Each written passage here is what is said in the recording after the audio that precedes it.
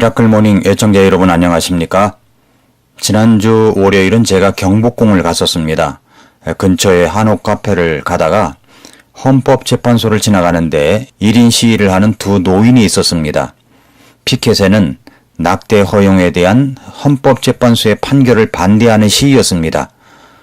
이미 우리나라 헌법재판소는 간통죄 폐지, 낙태에 대한 합헌 결정을 내렸습니다.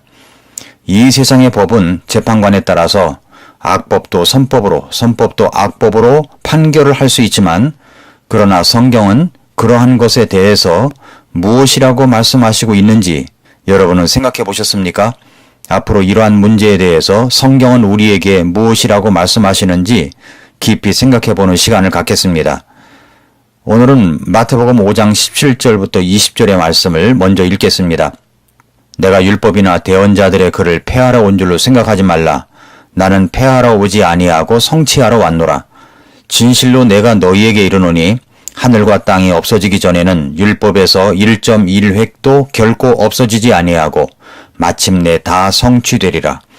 그러므로 누구든지 가장 작은 이 명령들 중에 하나를 어기고 또 그렇게 사람들을 가르치는 자는 하늘의 왕국에서 가장 작은 자라 불리되, 누구든지 그것들을 행하고 가르치는 자 곧 그는 하늘의 왕국에서 큰 자라 불리리라. 내가 너희에게 이르노니 너희 의가 서기관들과 바리새인들의 의를 능가하지 아니하면 너희가 결코 하늘의 왕국에 들어가지 못하리라 라고 말씀을 했습니다. 이 말씀에서 우리는 네 가지 질문을 가질 수 있다고 말씀드렸습니다. 첫째는 예수님께서 말씀하시는 율법이란 무엇인가? 둘째, 예수님께서 율법을 폐하러 오지 아니하고 성취하기 위해서 오셨다고 하는데 그 말씀은 어떤 의미인가? 셋째, 본문 20절에 보면 너희 의가 서기관들과 바리새인들의 의를 능가하지 아니하면 너희가 결코 하늘의 왕국에 들어가지 못하리라고 했는데, 서기관들과 바리새인들의 의라는 것은 무엇이고 우리가 가져야 할 의라는 것은 무엇인가? 네 번째, 하늘의 왕국에 들어가지 못한다는 것은 과연 어떤 의미로 말씀하신 것인가 하는 이 네 가지입니다. 어제 우리는 첫 번째 질문으로 예수님께서 말씀하시는 율법이란 무엇을 말씀하고 있는지를 생각해 보았습니다. 율법과 대언자라는 말은 구약 성경 전체를 말씀하고 있습니다. 그러면 마태복음 5장 17절에서 두 번째 질문을 할 수 있는 말씀, 내가 율법이나 대언자들의 글을 폐하러 온 줄로 생각하지 말라. 나는 폐하러 오지 아니하고 성취하러 왔노라 했는데, 이 두 번째 질문, 율법을 폐하러 오신 것이 아니라 성취하려고 오셨다는 말씀은 무슨 의미일까요? 보통 사람들이 율법이라고 하면 세 가지 생각과 입장을 취하고 있습니다. 첫째는 율법주의자들입니다. 이런 사람은 율법을 지켜야 구원을 받는다고 생각하는 사람들입니다. 그래서 율법은 하라와 하지 마라로 되어 있는데, 하라고 하는 것을 하고 하지 마라고 하는 것을 하지 않아야 되는데 그렇게 해야 구원을 받는다는 생각입니다. 그러나 이러한 생각은 전혀 성경적인 생각이 아닙니다. 성경은 로마서 3장 20절에서 그러므로 율법의 행위로는 어떤 육체도 그분의 눈앞에서 의롭게 될 수 없나니 율법으로는 죄를 알게 되느니라 라고 했습니다. 율법을 지키고 도덕적으로 양심적으로 살아가야 천국 간다는 생각, 구원 받는다는 생각은 절대 잘못된 생각입니다. 저도 처음에 성당을 나갔었는데 그 성당을 다니면서 하라고 하신 것을 못했고 하지 말라고 하신 것을 자주 범했기 때문에 늘 죄책감을 갖고 살곤 했습니다. 그러다가 어떤 분이 저에게 복음을 전해줄 때 첫 번째 한 질문이 오늘 밤 죽으면 천국에 갈 수 있느냐는 질문을 했는데, 그때 제 자신이 자신 있게 갈 수 없다고 대답했을 정도였습니다. 율법을 지켜야 천국 간다고 생각했기 때문입니다. 그러나 성경은 율법의 행위로는 구원받을 수 없다고 말씀하십니다. 율법주의적 생각은 잘못된 것입니다. 둘째는 무율법주의적 생각입니다. 율법은 더 이상 필요 없다는 생각이죠. 많은 그리스도인들 가운데 예수님을 잘 믿는다고 하는 분들이 무율법주의적 생각을 갖곤 합니다. 이런 분들은 그동안 내가 행함으로 율법을 지켜야 구원받는다고 생각했는데 어느 날 나에게 복음을 정확하게 전해준 분의 복음을 듣고 구원을 받았을 때 하나님이 하라고 하신 것을 하지 못했고 하지 말라고 하신 것을 해버린 나, 그래서 더 이상 희망이 없던 죄인인 나에게 예수님을 보내주셔서 내 죄를 용서하시고 받아주신 사실이 너무나도 감격하여 감사하여 예수님을 영접하고 구원을 받습니다. 그 구원의 감격과 함께 어떤 생각을 갖느냐면 그동안 율법을 지키려고 했던 나의 행위가 얼마나 어리석었는가. 이제 구원받은 나에겐 율법이란 아무런 필요가 없다. 율법이란 구원받은 나에게 더 이상 상관없는 것이다. 라는 결론을 내려버립니다. 그렇게 무율법주의적 생각을 갖습니다. 그러나 본문 17절을 보면 내가 율법이나 대언자들의 글을 폐하러 온 줄로 생각하지 말라.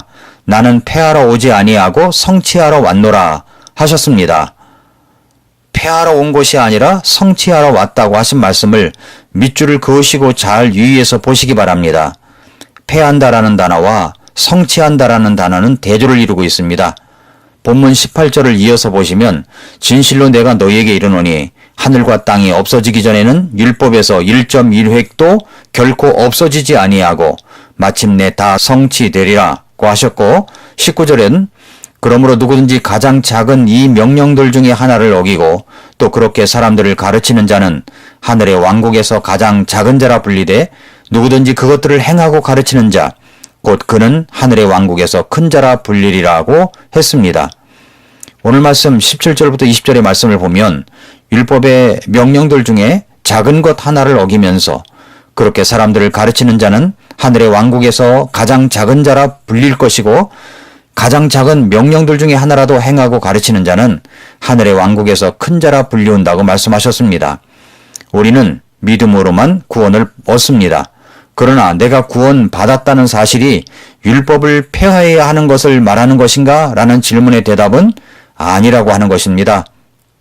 율법을 폐하지 않습니다. 주님이 그렇게 말씀하셨습니다. 세 번째 생각은 율법에 대한 복음주의적, 성경적인 생각입니다. 그것이 무엇입니까? 우리는 구원받는다는 것이 행위가 아니라 오직 회개와 믿음으로만 구원받는다는 사실을 굳게 갖고 있어야 합니다.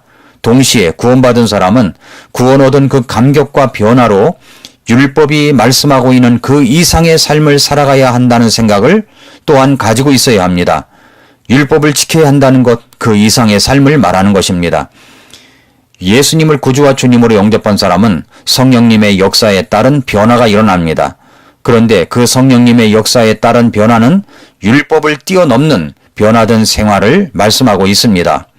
사랑하는 애청자 여러분, 진정으로 구원받은 사람은 변화가 일어납니다. 복음으로 살고 말씀으로 살아가면서 나를 돌아보면 내가 율법의 기준, 그 이상의 삶을 살아가는 모습을 나타냅니다. 물론 변화의 굴곡, 오르내리는 삶의 굴곡은 있을 수 있습니다. 내가 저 율법을 지켜야지라는 그런 삶이 아니라 나를 구원하신 예수님의 은혜에 늘 감사하면서 예배의 성공이 인생의 성공이고 예배의 실패가 인생의 실패라는 생각을 가지면서 예배에 집중하고 날마다 말씀을 읽고 듣는 말씀에 순종하려고 하는 치열한 삶을 살아가는 것, 나 같은 자를 살리신 주님의 은혜에 감사해서 이 땅에 아직 복음을 모르는 사람들에게 복음을 전하고 후원하는 것이 바로 복음적이고 성경적인 그리스도인의 모습으로 살아가는 것이 바로 율법 이상의 삶을 살아가는 그리스도인인 것입니다. 예수님은 율법을 성취하기 위해서 오신 분이십니다. 오늘도 미라클 모닝입니다.